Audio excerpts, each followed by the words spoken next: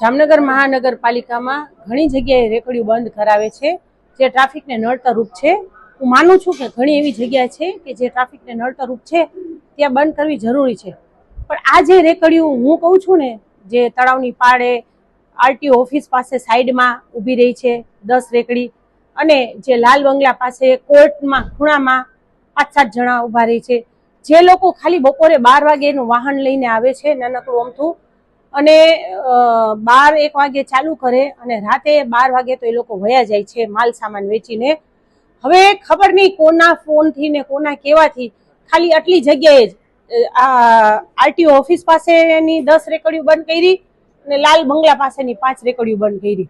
હવે અમે સાહેબને 2 હાથ જોડીને રિક્વેસ્ટ કરી કે આ લોકોના ઘરમાં દવા ચાલુ છે, ખાવાના પૈસા નથી, આજે રોજનું રોજ કમાઈને ખાતા હોય એને રોજે રોજ ઘરમાં દેવા પડે, દહીં દૂધ છાસના, આ પૈસા ક્યાંથી કાઢે? આજ 10-10 દિવસથી ધંધા બંધ છે, પણ સાહેબને કરોડોના પ્રોજેક્ટમાં રસ છે।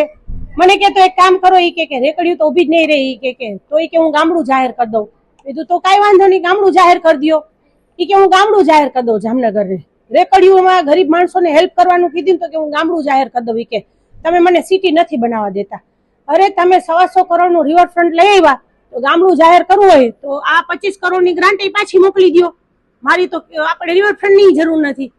અને આ ખૂણે ખાચરે કાયદેસર કોઈ નામ જોગ માણસ, હું જાણું છું કોઈના નામ નથી બોલતી, પણ આવી રીતે અધિકારીઓને ડરાવી ધમકાવી અને આ 15 રેકડીઓ 20 રેકડીઓ બંધ કરાવડાવે એ વ્યાજબી યોગ્ય નથી।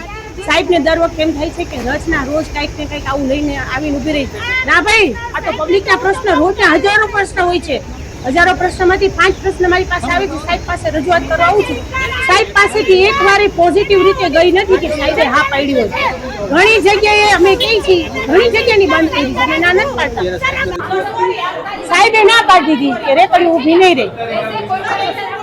અમે ગાંધીજી માર્ગે બેઠા છીએ, અમે બેઠા છીએ, અમારે 2 દી 3 દી 4 દી 15 દી જ્યાં સુધી અમારી રેકડીઓ ચાલુ ના થાય ત્યાં સુધી બેઠા છીએ।